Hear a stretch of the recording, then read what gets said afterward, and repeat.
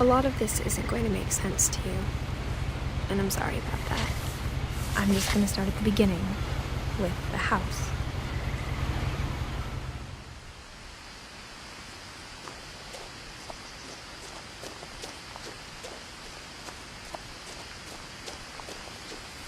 I lived here until I was 11, but I wasn't allowed inside half the rooms.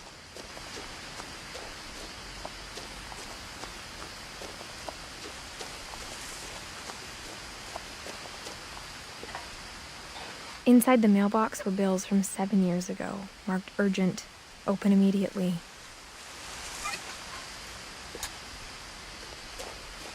I hadn't been back since my brother Lewis's funeral.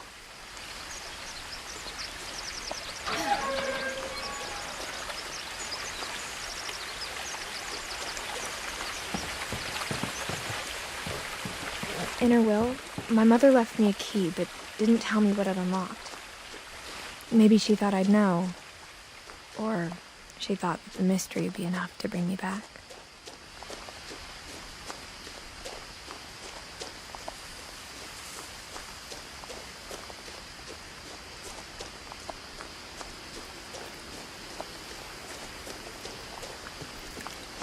The truth is, even after I inherited the house, I never thought I'd come back to it. But now I had questions about my family that only the house knew the answers to.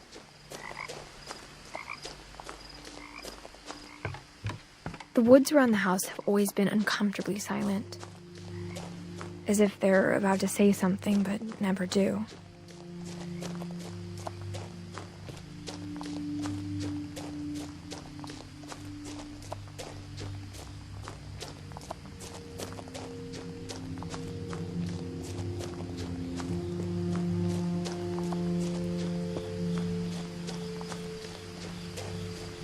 The house was exactly like I remembered it, the way I'd been dreaming about it.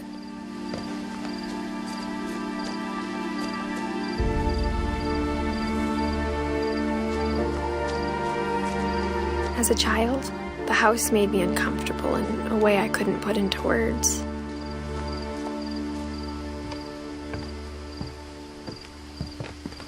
Now, as a 17-year-old, I knew exactly what those words were. I was afraid of the house.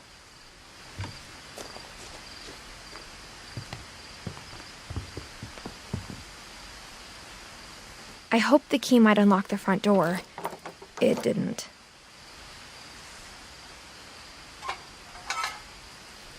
Looking in, I felt like the house itself had been waiting for me.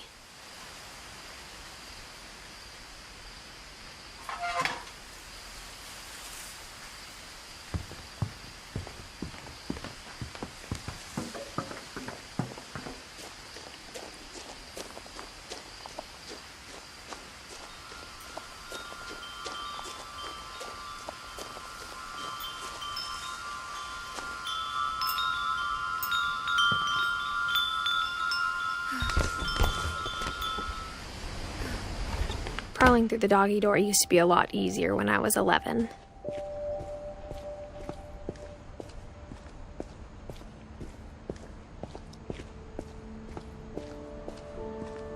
For the first time in years,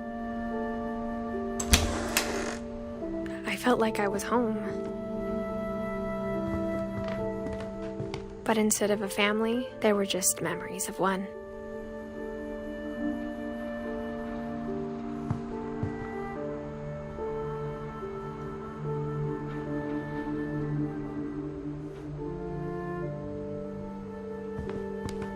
Like how after Lewis started working at the cannery, we all got sick of eating salmon. Except our cat, Molly.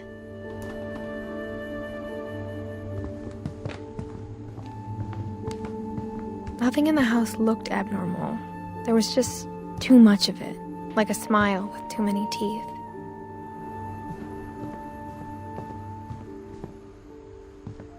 My mom wasn't much of an optimist, but she never stopped believing that my brother Milton was alive.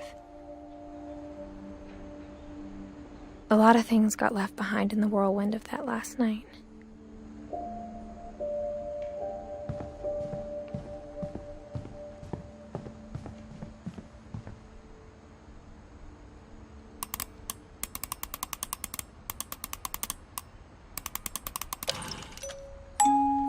Great-Grandpa Sven built a music box for Barbara, along with the rest of the house. Mom always told me to stay out of the basement, so I wasn't too surprised when the key didn't fit.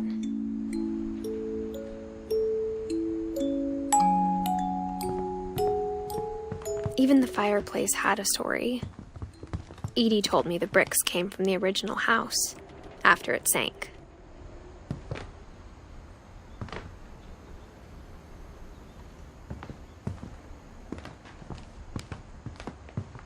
The table was still a wreck from the night we left. It was like a bomb had gone off, killing everyone but sparing the furniture. My mom was the only one of us who could imagine Great-Grandma Edie living in a nursing home.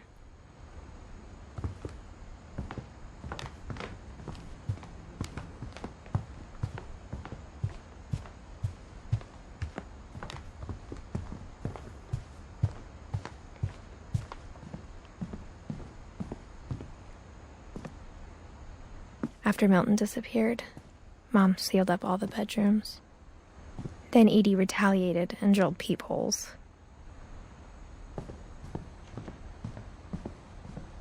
Whenever people ask me about my family, the first thing they always want to know about is Barbara.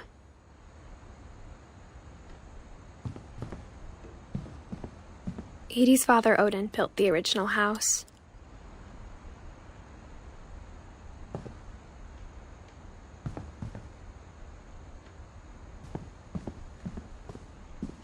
Mom must have locked the third-floor stairs on the night we left.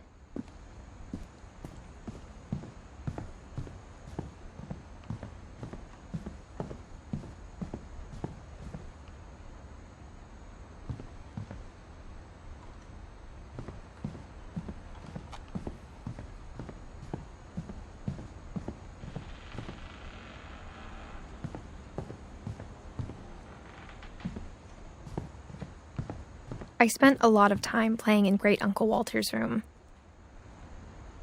I think my mom sometimes regretted not sealing it up.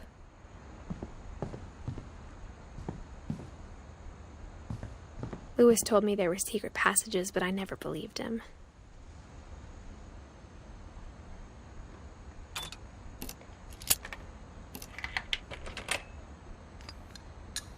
Turns out, my mom was really good at keeping secrets. Now it was time to find out what my mom had been afraid of.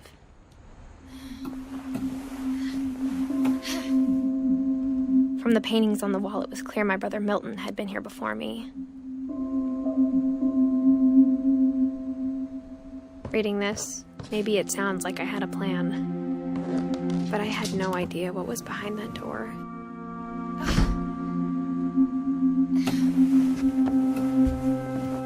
Just like I had no idea where all this was gonna lead. I grew up looking at Molly's room through the peephole. Molly's gerbil had a tiny bedroom with its own even tinier gerbil cage. Being inside for the first time, I felt like I'd stepped behind a painting.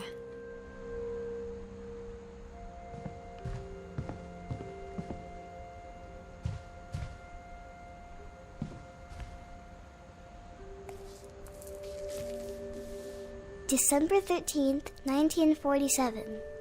Dear Diary, I'll be gone soon, but I wanted to tell somebody about what's gonna happen. It started when Mom sent me to bed without dinner. I woke up and I was starving, so I looked around for something to eat. The gerbil food was dry, but I didn't mind it.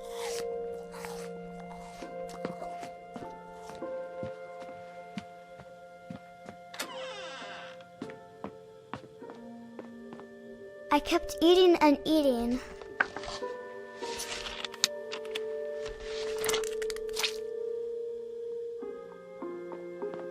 I ate a lot of things that night.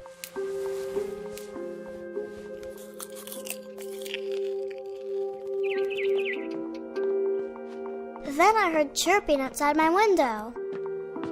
It was a barn swallow going back to her nest. I reached out for her.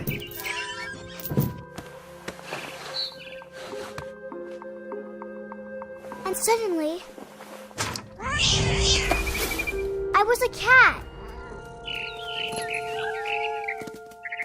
I tried to be quiet, but the bird was really scared.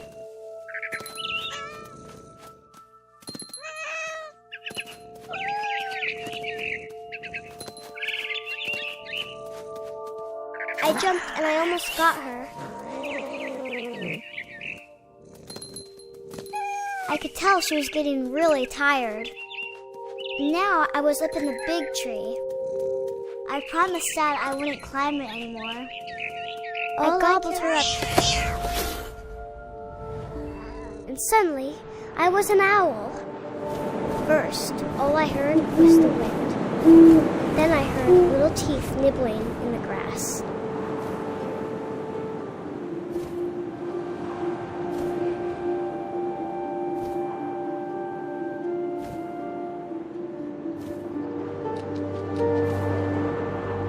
Rabbits.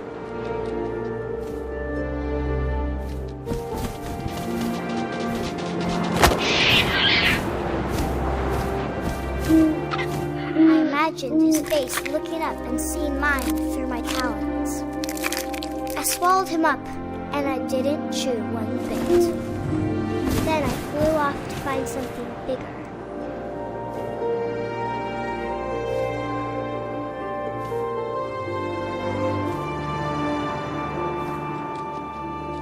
A mama rabbit.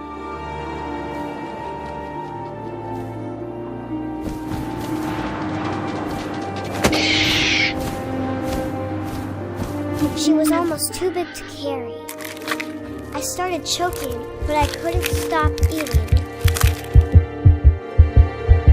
And suddenly, I was a shark.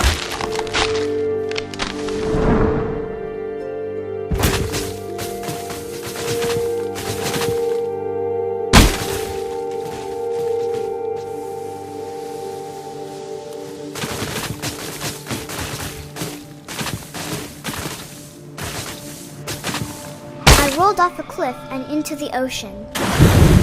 Now, I was hungrier than ever.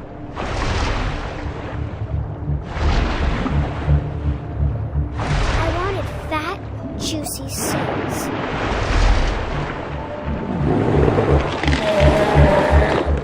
I tore off her flipper, and it tasted really good.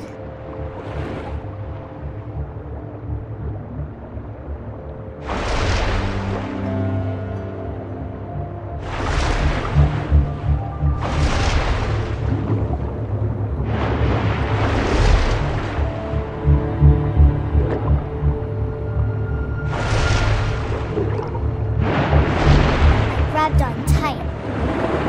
When I was so hungry, I jumped out of the water. When I opened my eyes, everything had changed.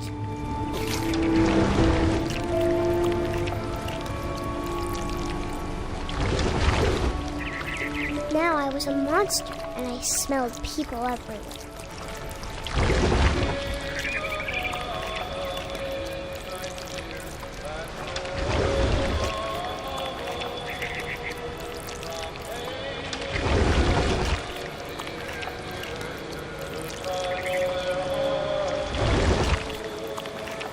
I was big, but I moved real quiet.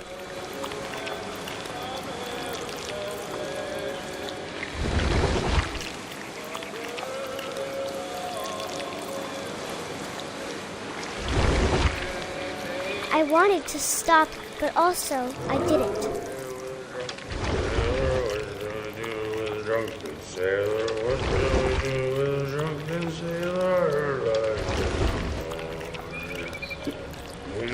Belly with a rusty razor, his belly with a rusty razor, his belly with a rusty razor, like no more.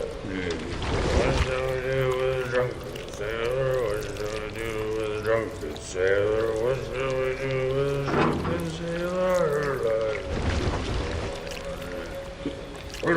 After the last passenger, I was still hungry. And across the water, I smelled something new. Something I had to have, so I swam towards it.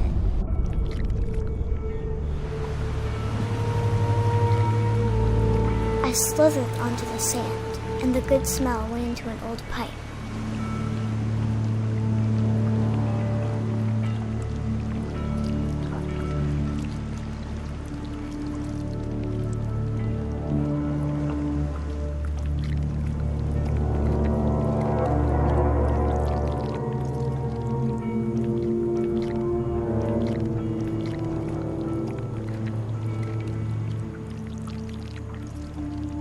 I got closer and closer.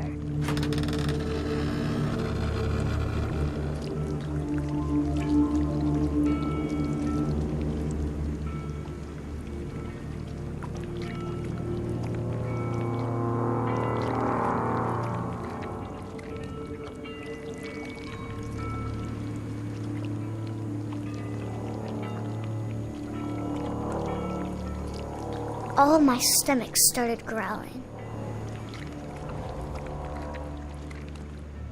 And suddenly, I was me again. I held my breath for a long time, but I couldn't hear anything. I think it's waiting for me to fall asleep. But it's not going to wait much longer. It needs to feed, and we both know I will be delicious.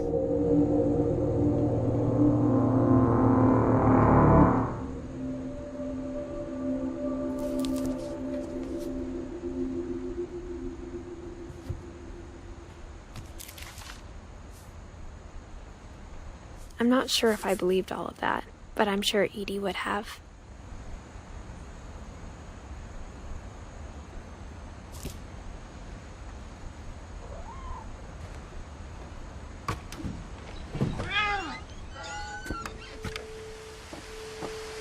This will be obvious later, but my mom never told me any of these stories.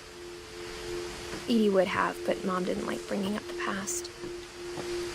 Though, when we adopted a stray kitten, she was the one who named it Molly.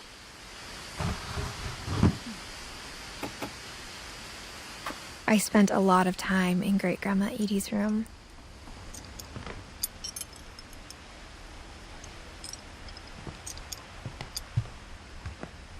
Louis died a week before we left, but Edie had already started to memorialize him. Edie knit me a new pair of gloves every year, just in time to replace the old ones. Edie gave a big interview about a mole man living under the Finch house. My mom was furious. I hadn't thought of myself as Edith Jr. for a long time.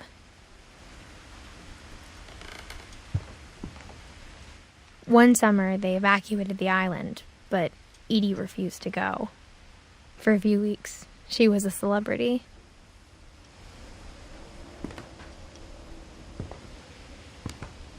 When Edie told people Sven was killed by a dragon, she could also have said he was building a dragon-shaped slide that collapsed. She could have, but she didn't.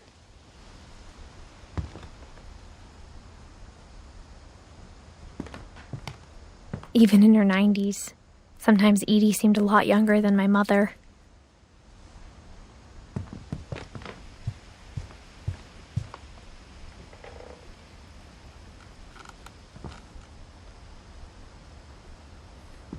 Her room was like a museum.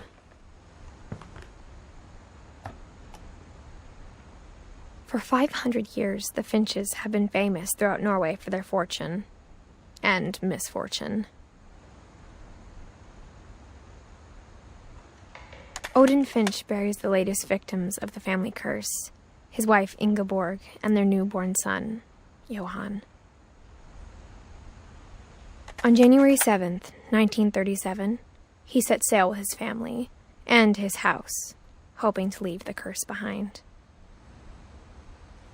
But 40-foot waves off the coast of Washington send the house and Odin to the bottom of the sea. Odin's daughter Edie, with husband Sven and baby Molly, step ashore on their new home, Orcas Island. Odin Finch is the first to be buried in the new family cemetery.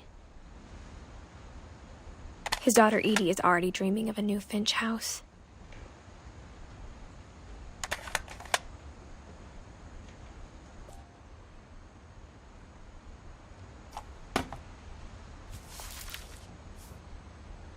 Whatever's wrong with this family, it goes back a long ways.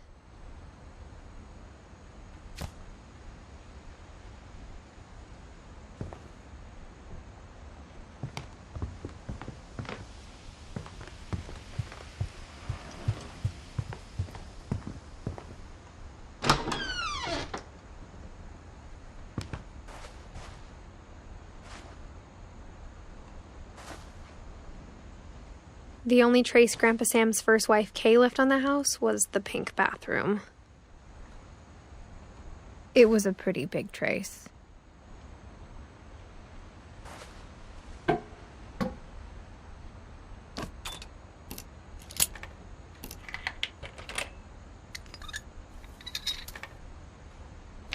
There's a secret in this bathroom.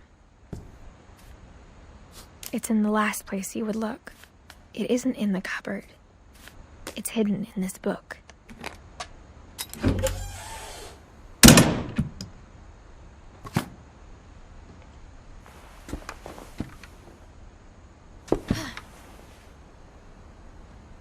Sven gave Sam an old camera he'd refurbished. He never put it down.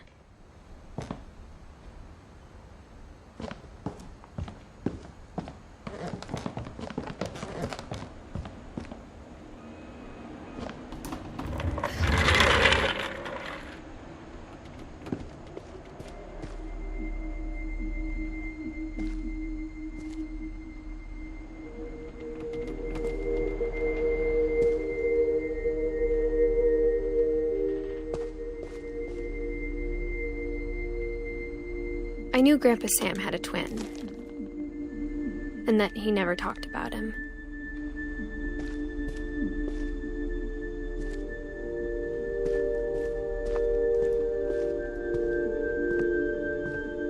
I guess my grandpa didn't like history any more than my mom did.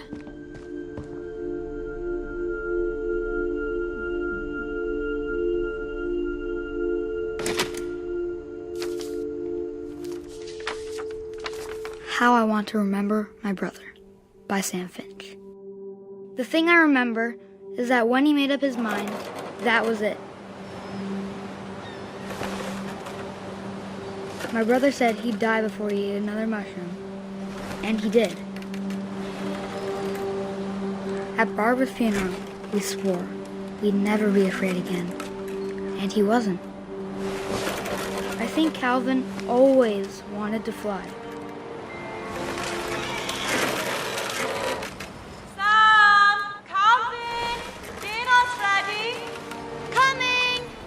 But that day, he finally made up his mind to do it. I told him going around was impossible. Maybe if I hadn't said that. Calvin, I'm not going to tell you again. Maybe if the wind hadn't picked up. Then maybe he'd still be here. But I doubt it. I think he'd already made up his mind. That's what I want to remember about my brother.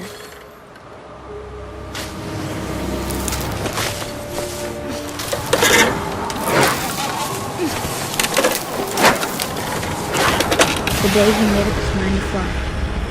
And he did.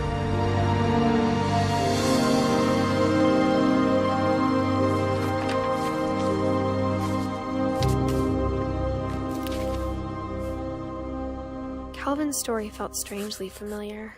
When I was younger, I remember trying to do the exact same thing.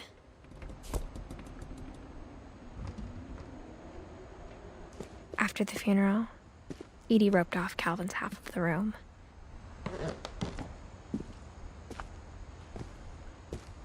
Mom said Grandpa Sam enlisted at 18 and never set foot in the room again.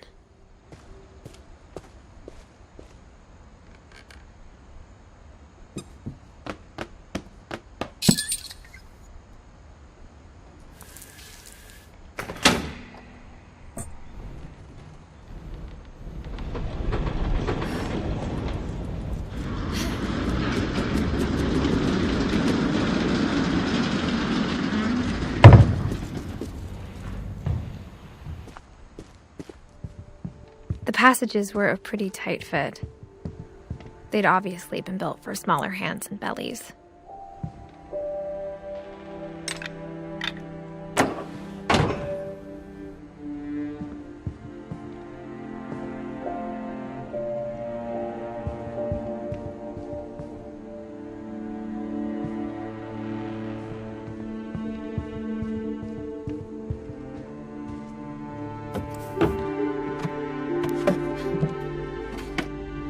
Growing up, I always thought of Barbara as a child star.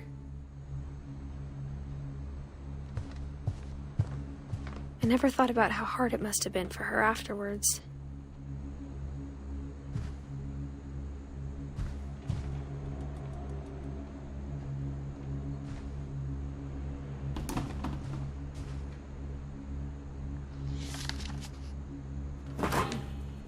Of all the stories people wrote about Barbara's death, I'm surprised Edie saved this one.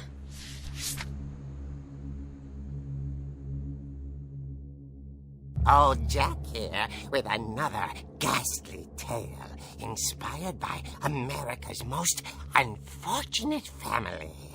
I'm calling it The Surprise Ending of Barbara Finch. As a child star, Barbara was famous for her scream.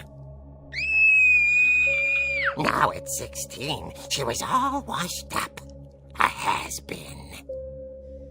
But in a lucky break, she'd been asked to perform her signature scream at a local convention for monster movie fans. It was just the boost her career needed. Unfortunately, her scream hadn't aged well. Getting better. I think you just need the right motivation. Her biggest fan and current boyfriend, Rick, was about to demonstrate when... Now that was a great scream. It was Barbara's father, Sven. He'd slipped into a table saw and had to be rushed to the emergency room. So Barbara got stuck babysitting her youngest brother, Walter. Her convention comeback was cancelled. Okay, I'm hearing frustration, but I'm not hearing terror. What if I tried... A gang of hoodlums in Halloween masks have been terrorizing Orcas Island tonight. Police are urging residents to... That came from the basement. You're right! Also, I loved your delivery on that. Why is your basement door locked? Because my dad likes making puzzles and secret passages. There's a key hidden in the music box. The secret is to keep winding and winding until finally the key pops out. Thanks, babe. I'll be back in a sec. 20 minutes later, Rick hadn't returned. So Barbara went to look for him, right on cue.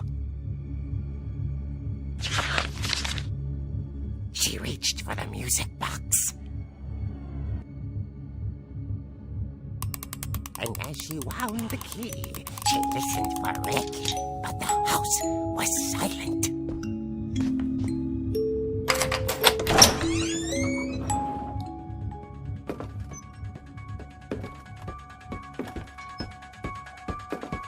She found Rick's crutch and imagined the worst.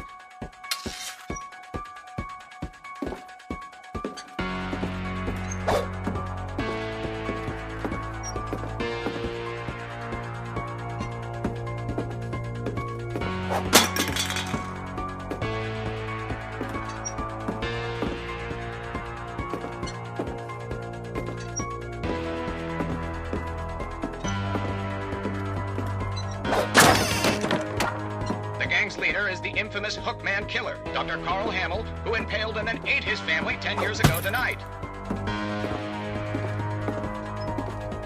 The old fridge rattled and grew still.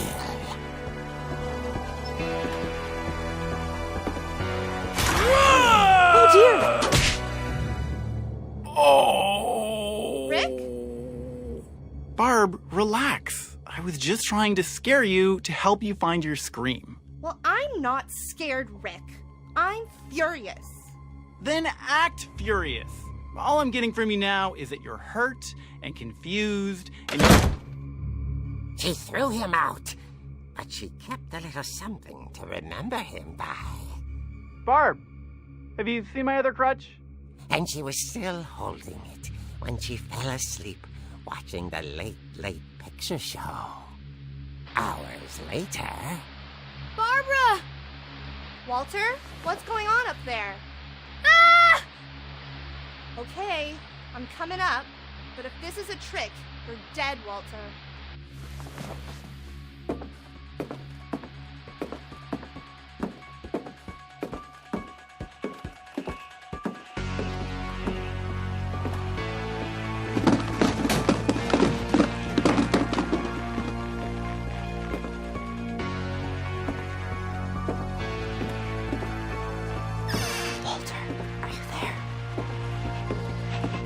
Walter had vanished, but his bedside radio was still on.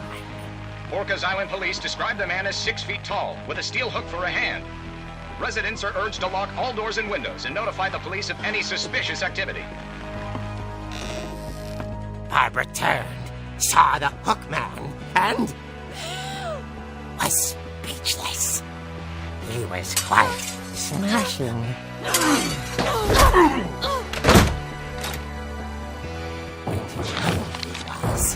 He couldn't get enough of Barbara.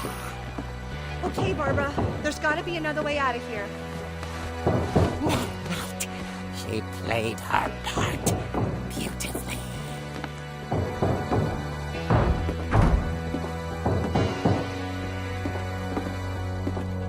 Molly's door hadn't been opened in years. The hinges groaned.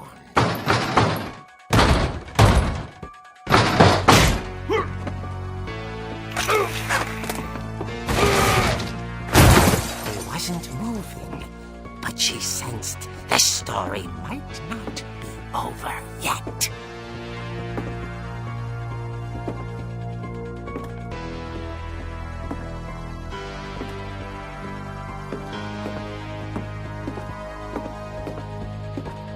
The hookman had vanished. She listened for his breathing, but all she heard was...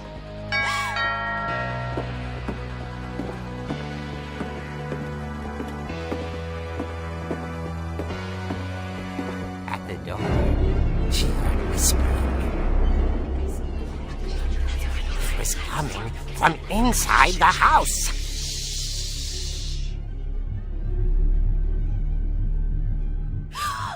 Oh dear.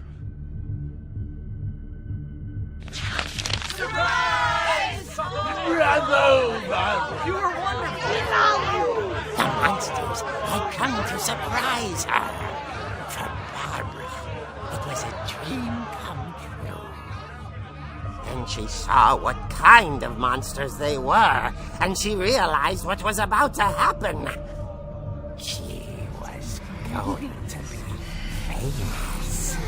And with her final breath, Barbara Finch gave the performance of her life.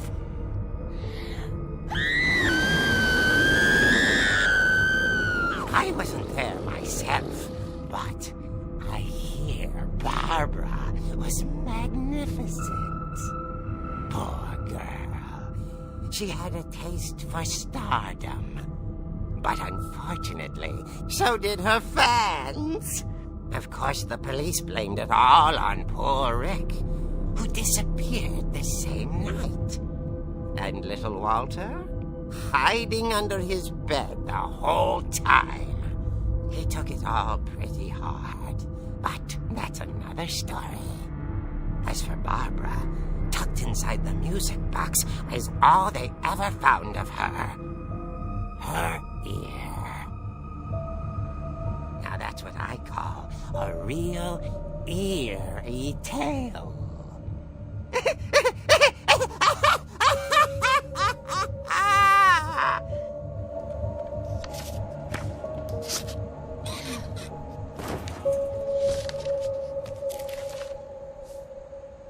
Edie told me all Barbara wanted was to be remembered, as absurd as that comic was. Maybe what Edie saw was a happy ending.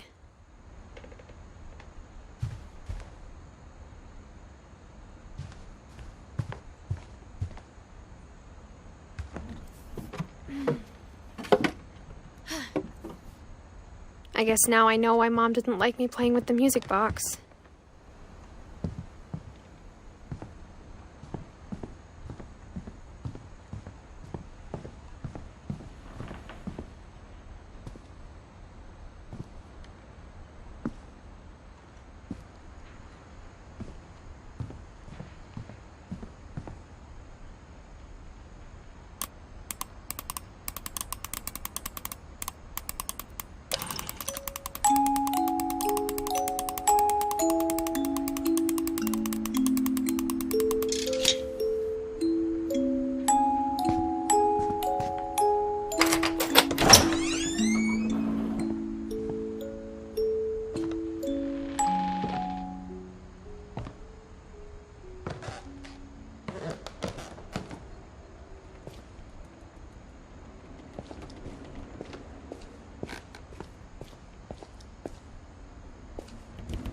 Mom said the basement was off limits, unless I wanted another tetanus shot.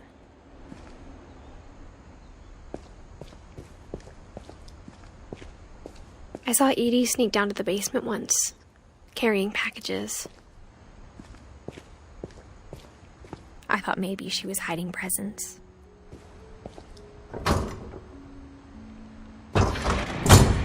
It turned out she was hiding a lot more than that.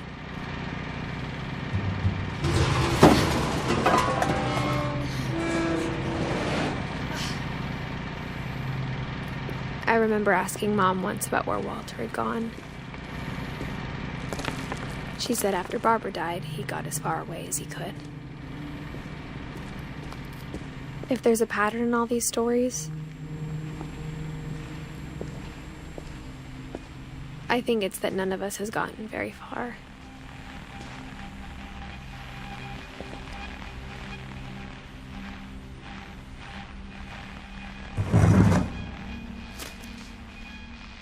Goodbye, everyone. I can't believe I've been down here for 30 years. On that first day, after the shaking started, I didn't think I'd survive the week.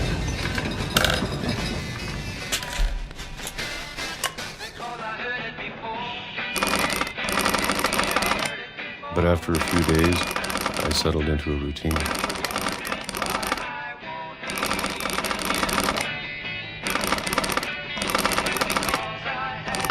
That's what kept me sane.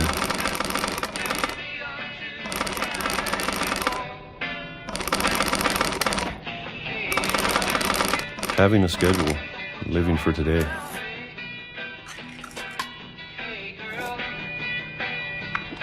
I always expected to be dead tomorrow. But if you wait long enough, you get used to anything.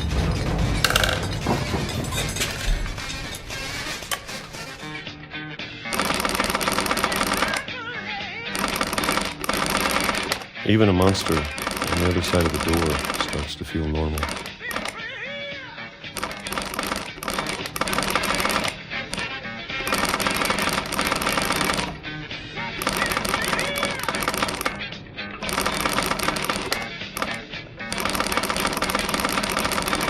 Almost friendly.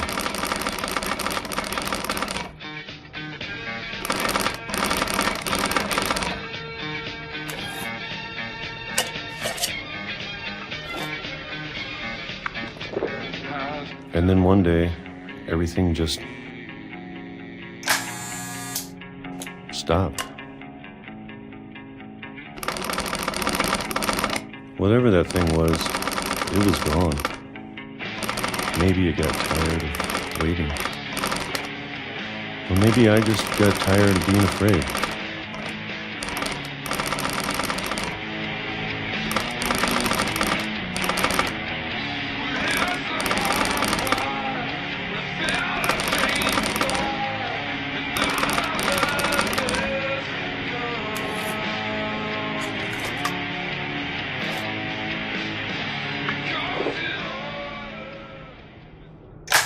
been a week now, the longest in 30 years. I'm done waiting. I have to leave while I still can.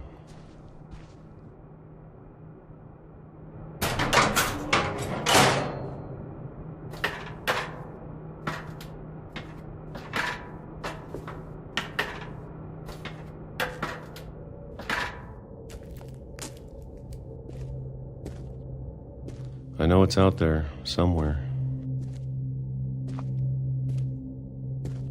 Whatever killed Barbara and Molly and Calvin. Maybe this is all a mistake. But I need to stop living the same day, even if it kills me.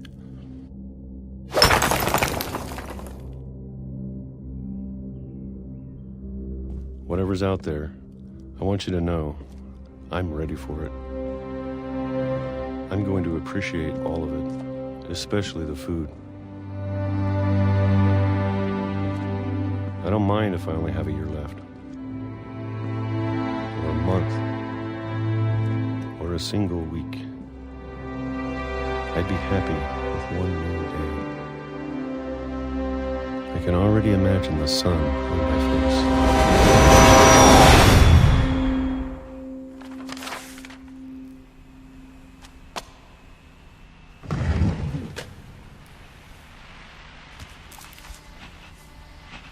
Walter died when I was 6. I can't believe my mom never told me he was down here.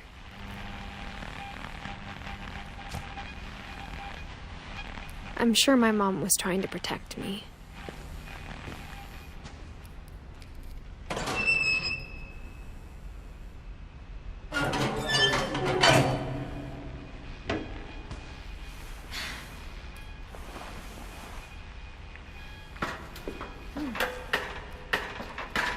Maybe she was afraid I'd end up like Walter.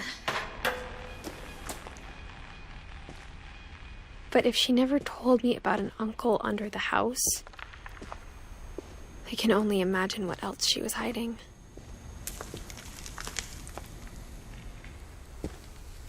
I don't want to make the same mistakes she made. Trying to bury something that's still alive.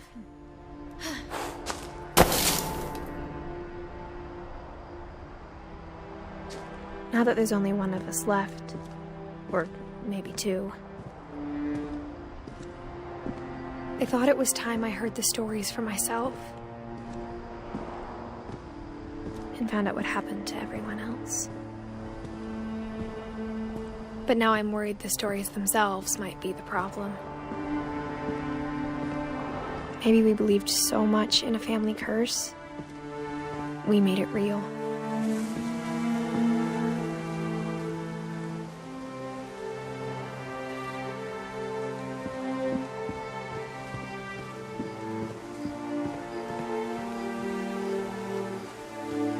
I don't know if I should even be writing this.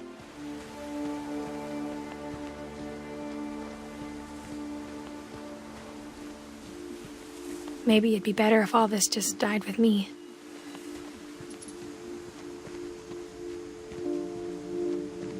But I thought you should know about your family.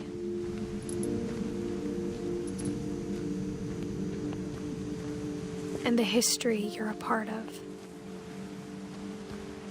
Though to be honest, I feel as lost as you probably do right now.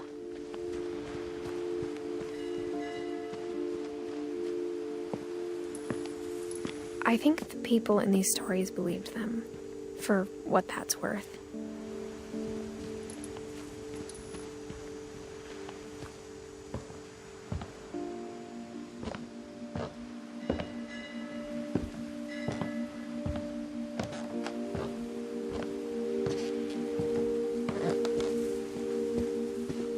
You look at the house, had that history of imagination and stubbornness and madness.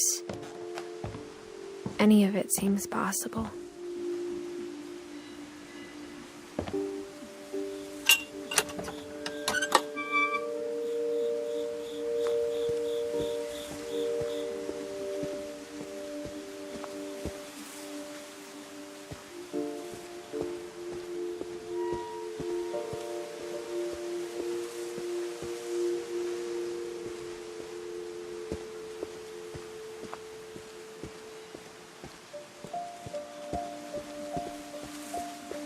I think we've been surrounded by death for so long, we've just gotten used to it. What kind of family finishes building a cemetery before starting the house?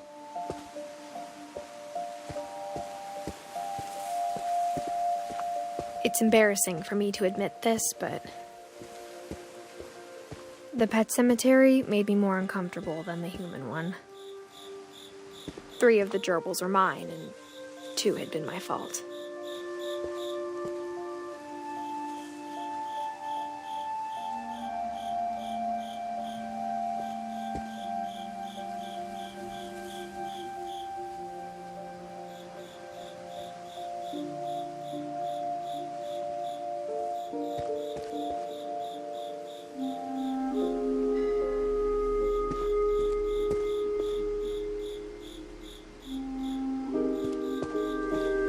Sven built the house, but it was Edie who designed the cemetery.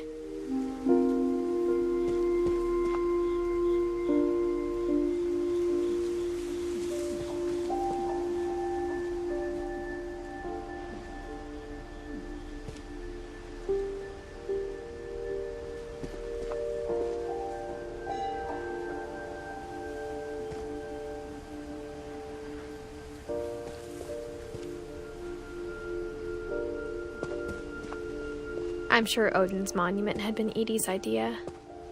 My mom was always trying to move on, but for Edie, the past never went away.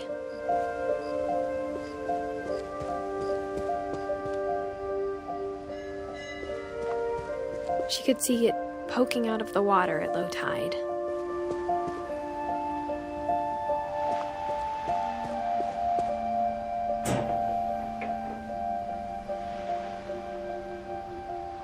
Edie said she dreamed about the old house every night.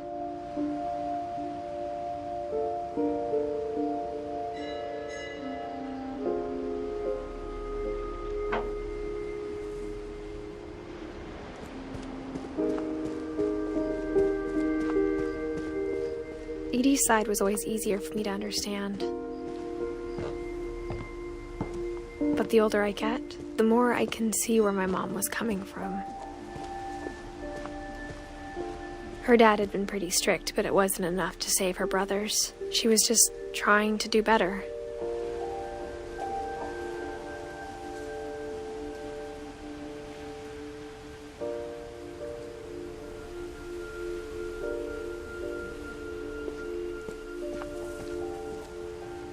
She lost 2 of her brothers, just like I did.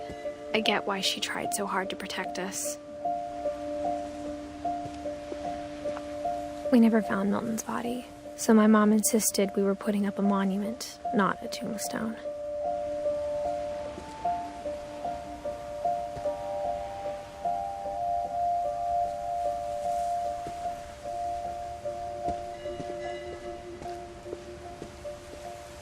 There's so many things I wish I could ask my mom now. Part of me thinks this is what she wanted all along, for me to come back someday and find everything out for myself.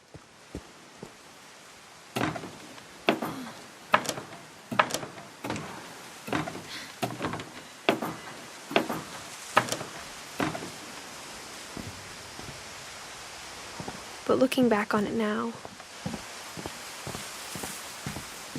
if she told me there was going to be so much climbing, I never would have come when I was 22 weeks pregnant.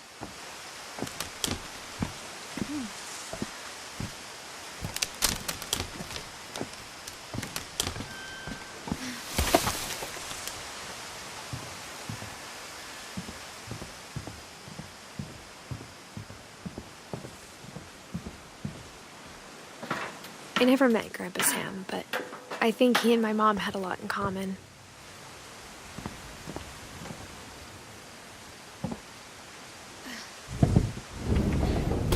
They were both pretty intense. Sam spent his life shooting photos, but Mom said he got nervous being in front of the camera. I guess we're all afraid of something.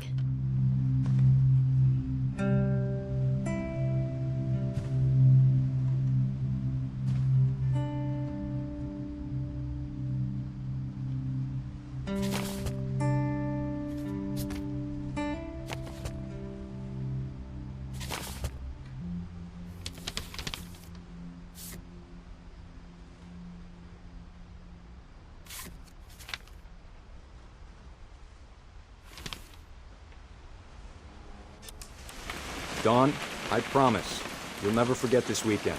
Yes, sir. These memories are gonna last a lifetime. Am I gonna have to shoot anything? It's a hunting trip, Dawn. Shooting is strongly encouraged. Perfect. It's gonna rain the whole weekend, isn't it? I will never forget this weekend, Dad. That's the spirit. Okay, got it. I'm gonna take some pictures, okay? Just be careful. The camera's older than you are.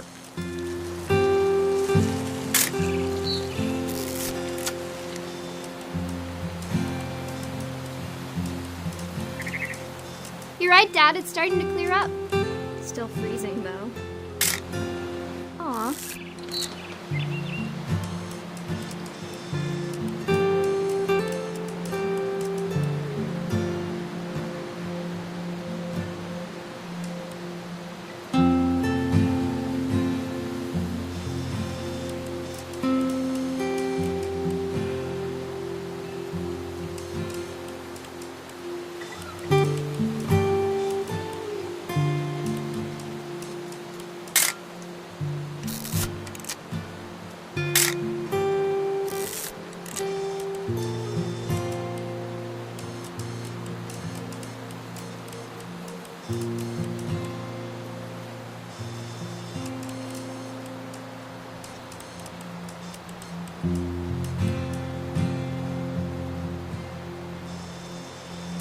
Definitely should not have drunk all that coffee. Hold still while I take a picture of you. I definitely won't be moving. Are you done yet? Does it sound like I'm done? Nothing quite like being outside. Hey! That's a keeper. I'm just saying, I'm not always gonna be here, Dawn. You'll need to remember this stuff, if you want to survive. I'll be fine, Dad. You know who else thought he was gonna be fine? Some guy who died. Dawn, I'm being serious. I know, Dad. You're always serious. Doesn't being out here make you want to chill out? Well, to tell you the truth, I haven't been out here in 20 years.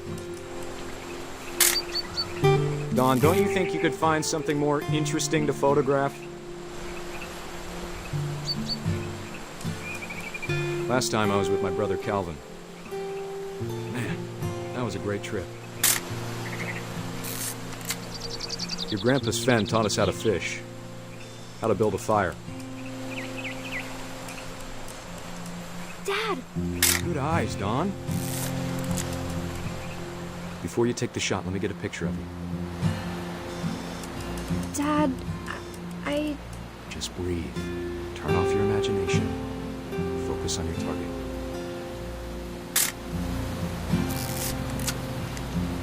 Let me get behind you. Do I have to do this? Dawn, you don't have to do anything. But if you want to survive, you'll need to be strong. Great shot, Dawn!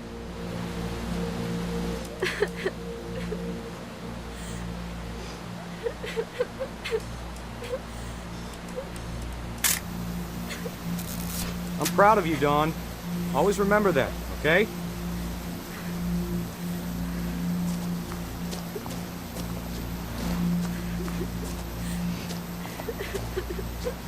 Sorry, Dawn. Just gotta reset the timer.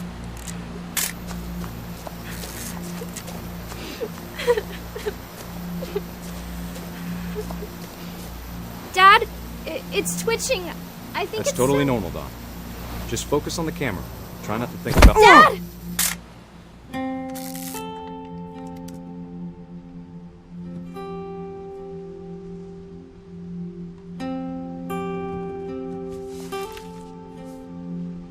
Of all these stories, that's the one I wish most that my mom had told me.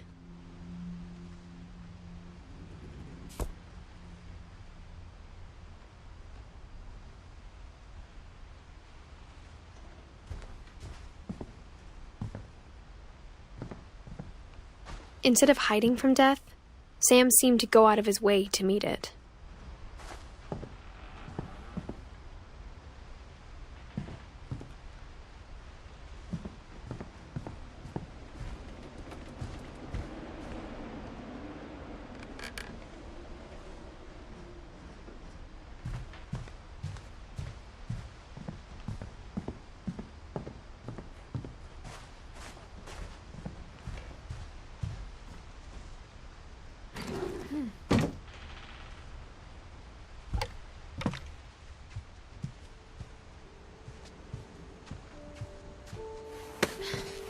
After Sam died, my mom and Edie got really close.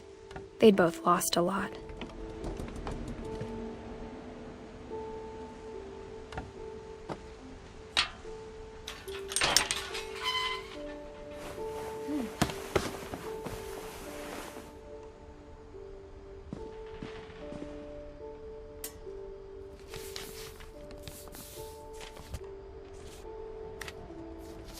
Dear Kay, do you remember the way Gregory used to laugh when he thought he was alone? Like something funny was happening, but only he could see it.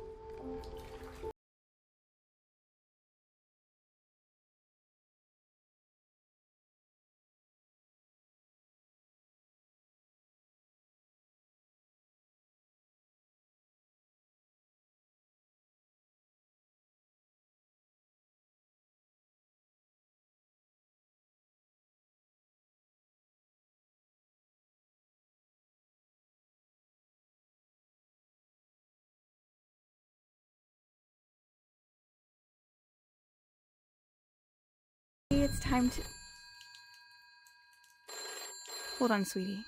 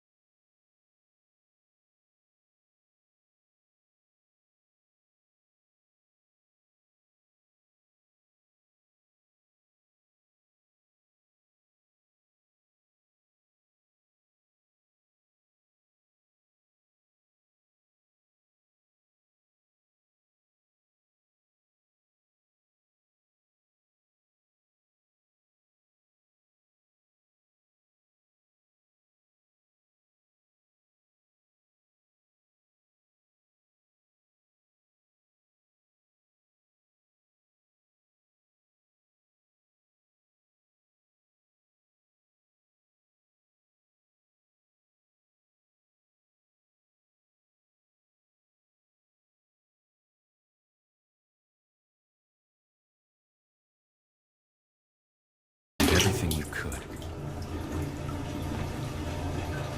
Maybe if I hadn't called that night. Damn it. Hold on, I don't want Gregory to hear this. I wish he could.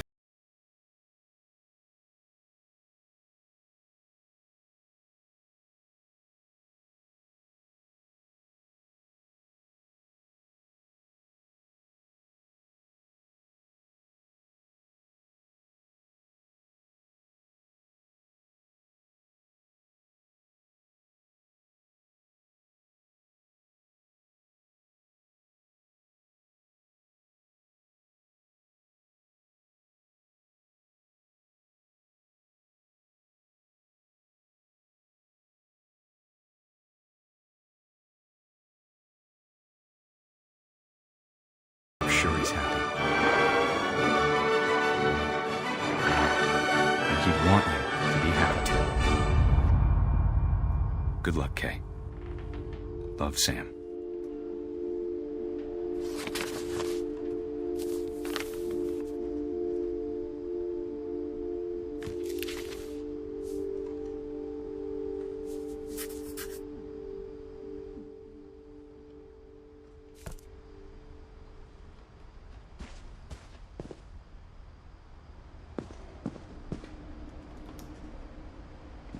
I can't imagine my mom ever writing poetry, and yet... A poem for Gus, who always said the wedding was a bad idea.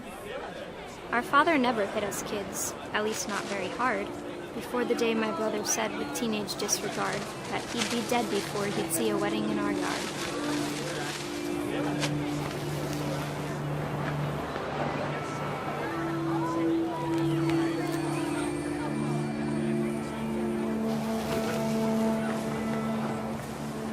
My father made him come, of course, but Gus stood far apart, just flew his kite and bottled up the storm inside his heart.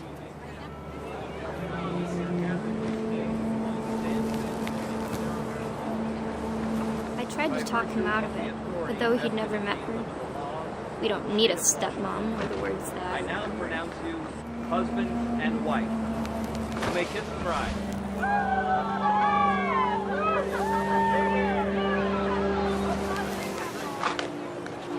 When the time for photos came, Dad ordered him to come here. But Gus declined, and as a sign held up his middle finger.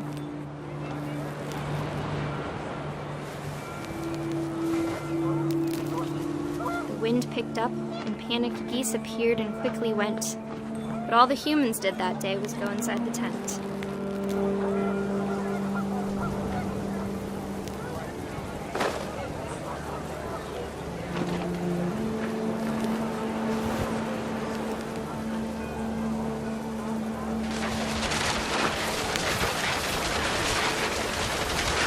Rain came down in buckets then, but no one seemed afraid that nature might destroy the tent our dad had crudely made.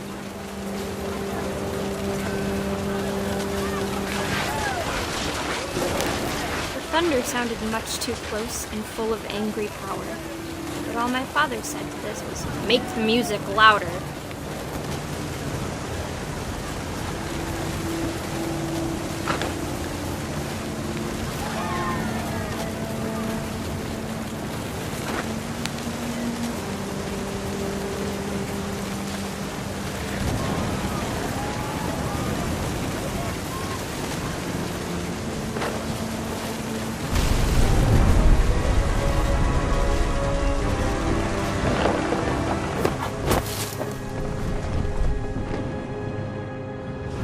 I wish that I could truly say I thought about you on that day. Out there on the beach alone, just you, the wind, the sea, and foam.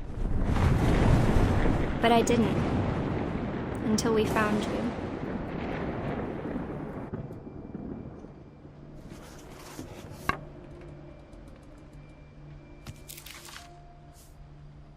She never talked about him, but Mom told me once if I was a boy, they were going to name me Gus.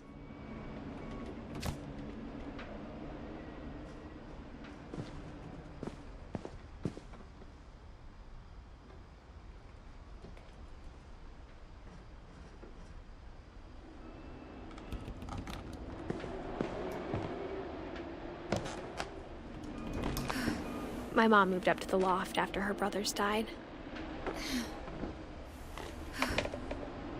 At the time, it was as far away as she could get.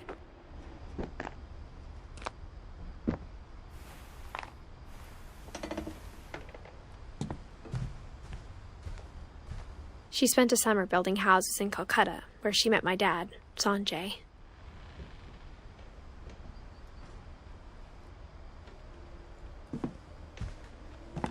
Religion was another thing my mom never talked about, but I think it helped her a lot after her dad died.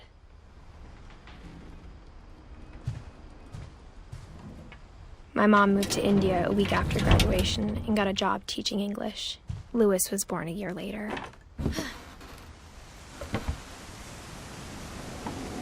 When my dad died, I don't think Mom knew where else to go. I'm sure Edie was happy to have her back. And to see kids in the house again.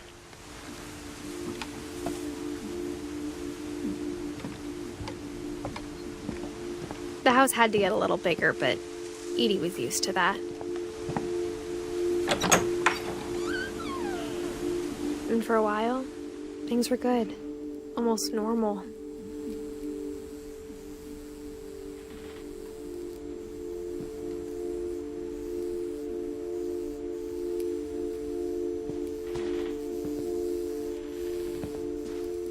But it didn't last.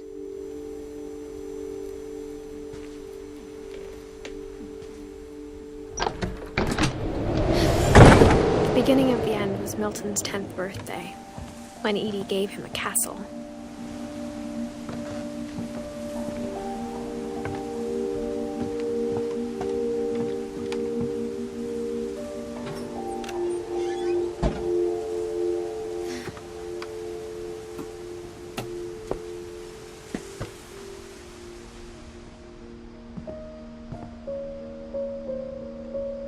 I think Edie was happy to finally have another painter in the family.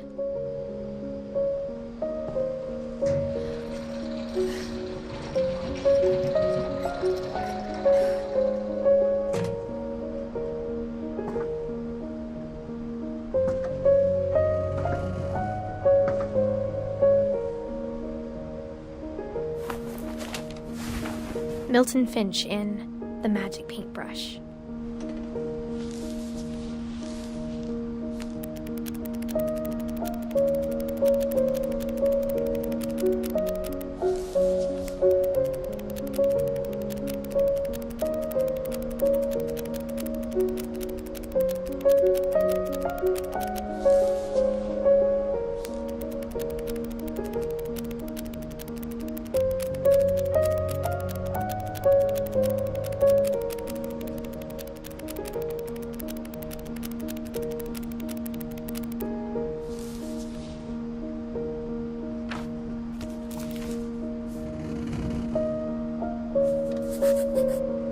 I was 4 when Milton disappeared.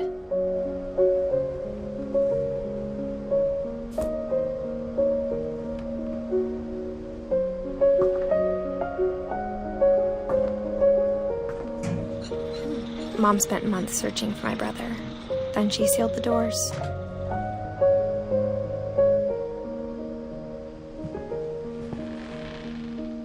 Whatever Milton had found in the house, Mom didn't want it getting out.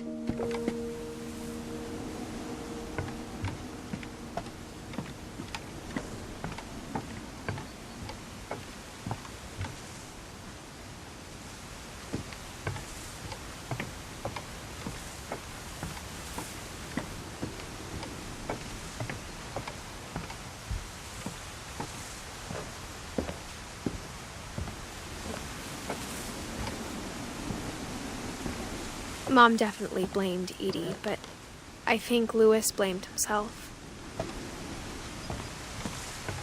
After he graduated, he just spent more and more time in his room, until Mom got him a job at the cannery.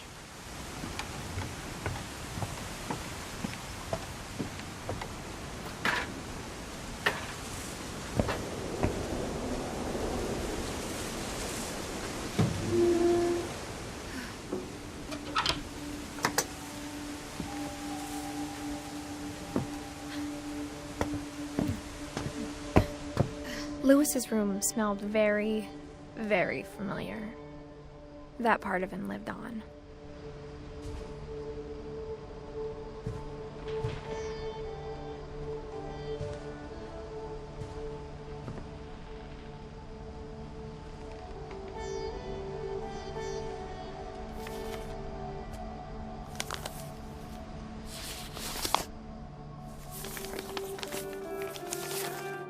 Dear Mrs. Finch, as Louis's psychiatrist, I can understand your desire for an explanation. As I see it, the trouble began in January, shortly after we convinced your son to seek treatment for substance abuse. Newly sober, I believe Louis first noticed the monotony of his daily life.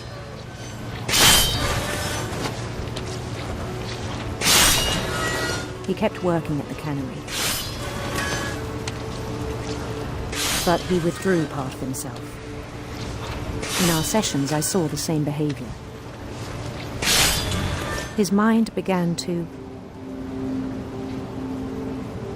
wander.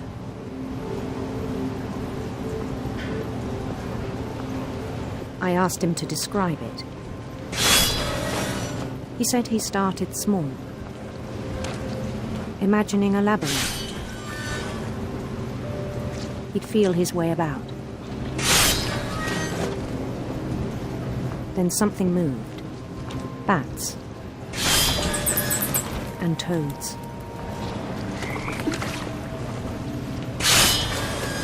and things that have not names.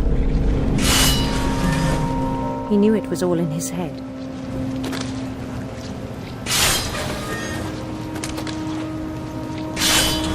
But he took it very seriously. I had hoped he'd find himself.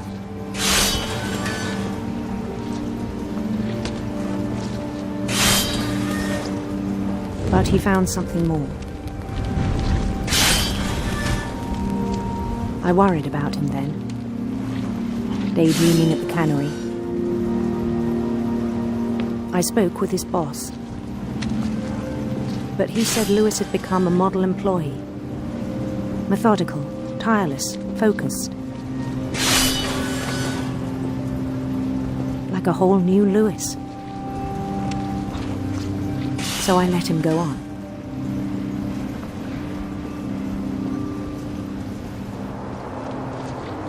I even encouraged him. It seemed very promising at first. He told me he'd made a new friend.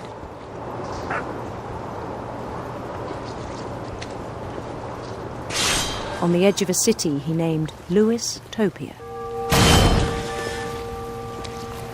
He built the city up slowly, brick by brick. Then he made musicians.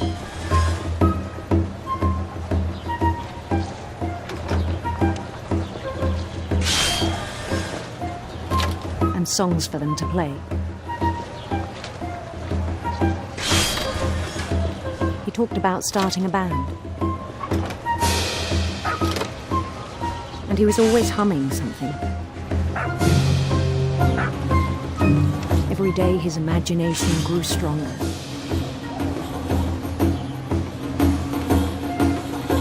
He no longer spoke at the cannery. But his chopping was as reliable as ever. Then one day it struck him that all the cheering crowds, even the stones under his feet, were all in his imagination, so he could do whatever he wished.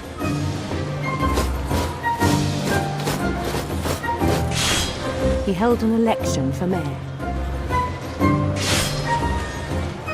And he won.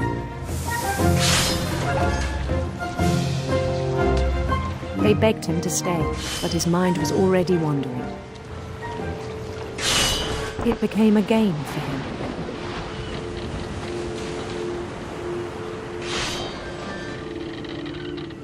He'd conquer a city, then immediately push on. New Louisville.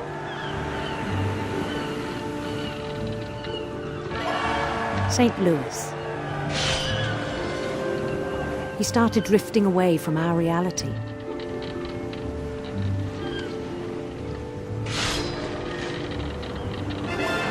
Minneapolis. Until one day he forgot to go home from the cannery. Even as his mother pleaded with him, part of Lewis kept sailing on.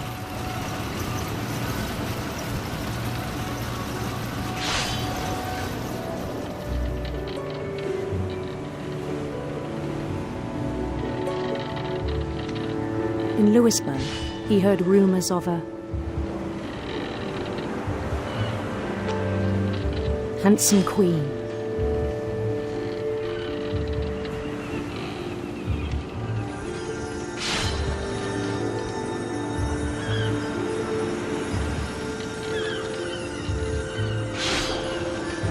The queen was on her own quest for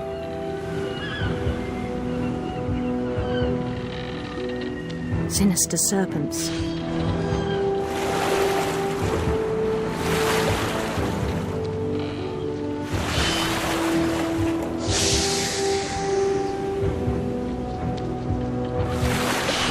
He followed the sound of her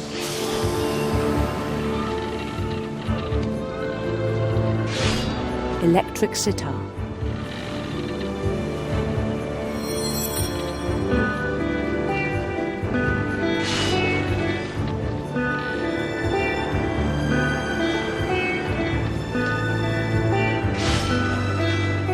His chase led him to a golden palace east of the sun and west of the moon. Even then, his logic remained sound.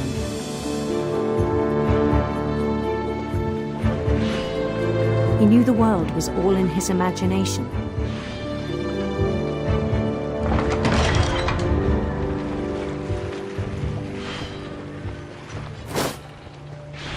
But he was so proud of having created it. In his own eyes, he'd become something greater than a king.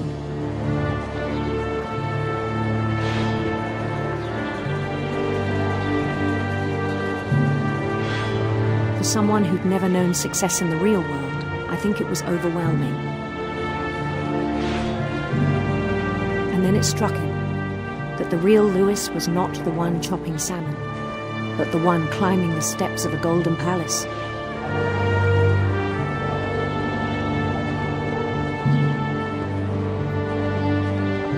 My imagination is as real as my body, he told me.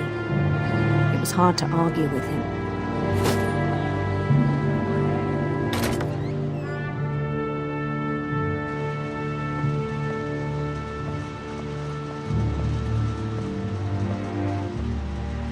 He began to forget the world we know.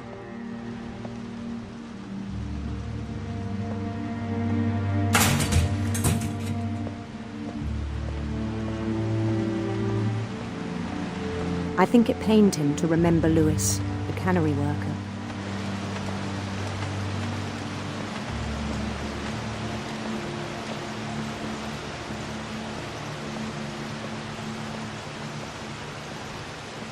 He began to despise the man with a royal contempt.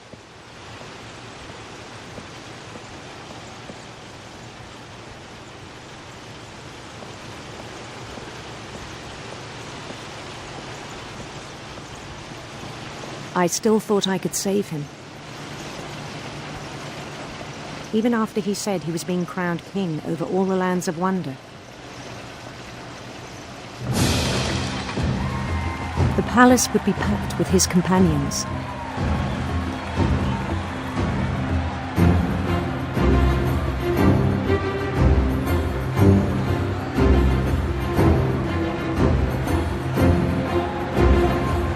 Including the wise Calico who'd insisted on advising him.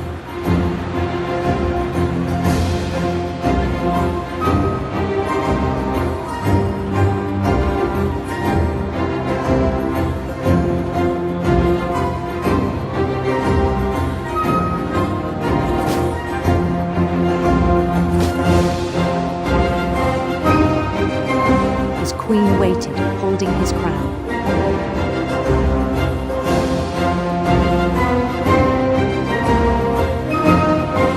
There was only one thing left to do.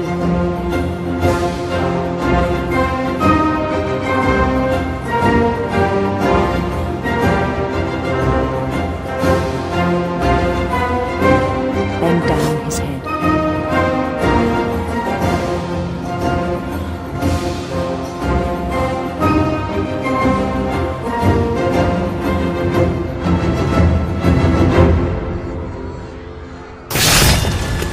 I think you know. Mrs. Finch, your son was a kind man who will be missed by all of us who knew him.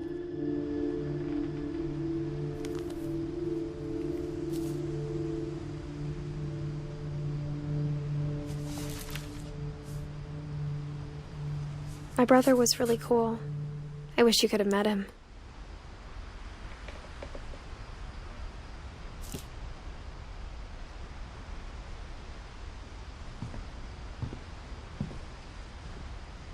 He was so proud of being Indian.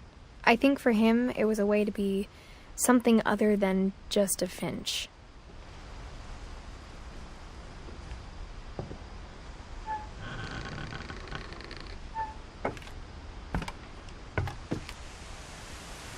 On the way back from Lewis's funeral, my mom told me to start packing. She waited until the day before we left to tell Edie. I'm not sure if she wanted to make it easier or harder.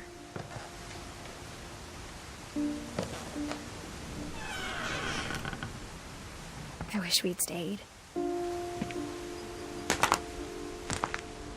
but I understand why we left.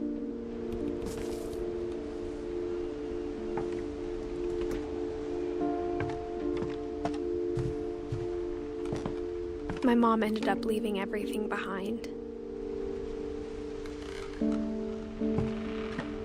What happened that night had been coming for a long time. Maybe it should have come sooner.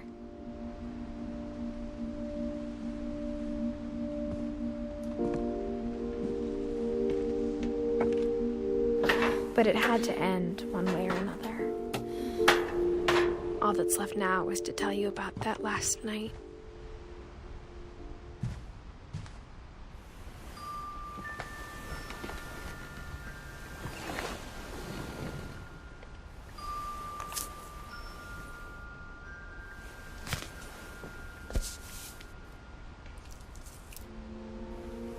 That whole last day, Edie just watched us pack and didn't say a word.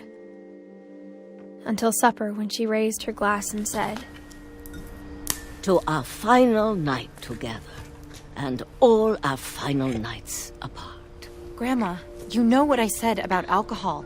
Some of your medications are very Edith, specific. I left a present for you in the hallway. Why don't you go open it? The grown-ups have to argue now. I'm sorry, you're right.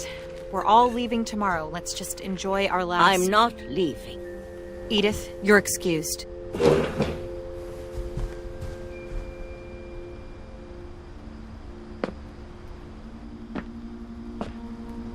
The power had been shut off that morning, but Edie always had plenty of candles. When my mom sealed the library, I don't think she knew about the other entrance. Or that Edie had a key to it.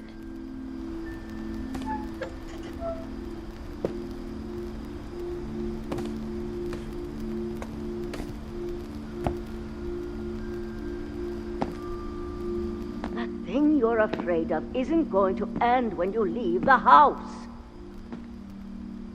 Edith has a right to know these stories. My children are dead because of your stories. I think it's best if Edith and I leave tonight.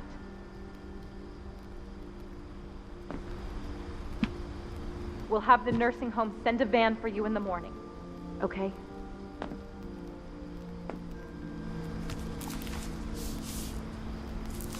Dear Edith, there's so many stories I wish I could tell you, but there's only time for one. This is about what happened on the night you were born. That night, the tide went way, way out. It was the first and last time I ever saw the old house aground. There'd been an earthquake out in the middle of the ocean. They called it the lowest tide in 1,000 years. God, it smelled awful. You know, I've seen that house every day of my life.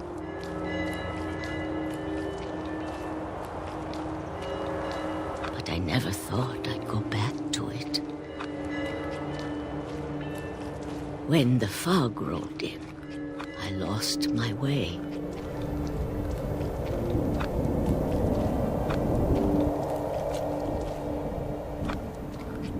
I got turned around.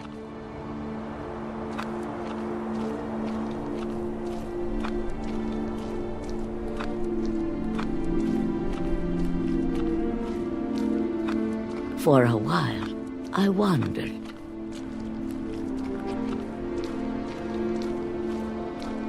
I started seeing things.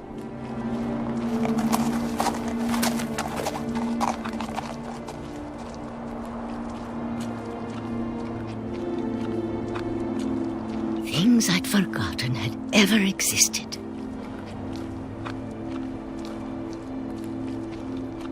But when I saw them, they felt like old friends. That night, a lot of things came back to me. Or maybe I came back to them.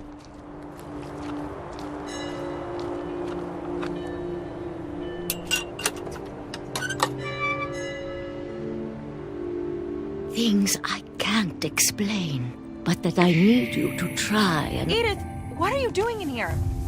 It's mine. Edith! Mom, you're gonna rip it! Let go! I kicked and screamed, but Mom dragged me to the car.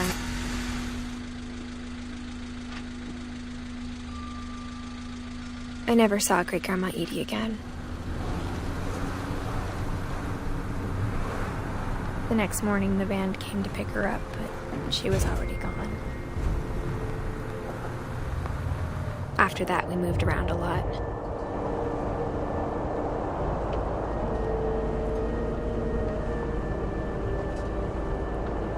We both tried to make the best of it.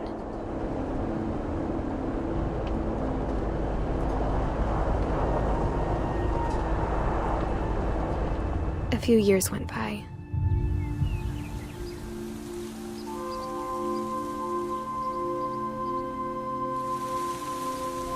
My mom didn't like to talk about it, but she started getting sick a lot. The rest happened pretty quickly. She got better for a while, and then she didn't. And then I was alone.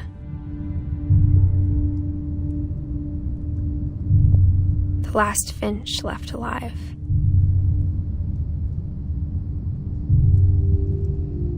Until I found out about you. I'm still not sure what to tell you about all this. If we lived forever, maybe we'd have time to understand things. But as it is, I think the best we can do is try to open our eyes.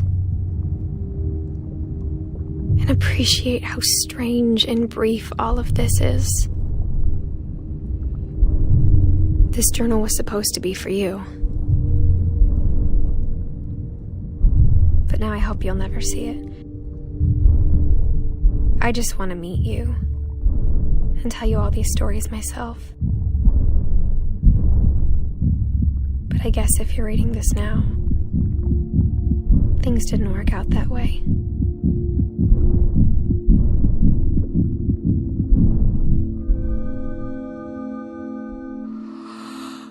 This is where your story begins. I'm sorry I won't be there to see it. It's a lot to ask, but I don't want you to be sad that I'm gone. I want you to be amazed that any of us ever had a chance to be here at all. Good luck.